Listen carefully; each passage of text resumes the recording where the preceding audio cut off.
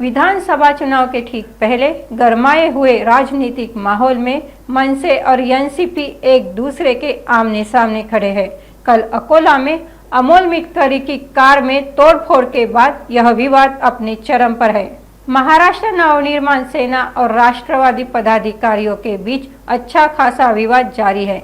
कल अकोला में अमोल मिटकरी की कार में तोड़फोड़ के बाद दोनों पार्टियों के पदाधिकारियों के बीच जमकर हंगामा हुआ, जिसके बाद मिटकरी ने मनसे को चुनौती दी थी। मिटकरी कल किस बिल में छुपे थे, यह सवाल पूछते हुए मनसे महासचिव रंजीत सिंह शिरोले ने अमोल मिटकरी की चुनौती का जवाब देते हुए कहा कि बिल के अंदर छुपने की बजाय सामने आ जाते तो आज उनसे निपटने की जरूरत नहीं पड़ती, कल ही निपटा लिया होता।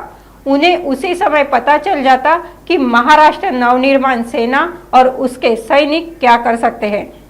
हे वक्तव्य करण्याच्या आधी त्यांच्या बरोबर काल काय घडलं, गाडी होती, ते आतमध्ये लपून बसले, माझा फोन लागत नाही, फोनवरती आवाज येत नाही, अशी काहीतरी फार बालिश कारण देत ते लपून राहिले आतमध्ये।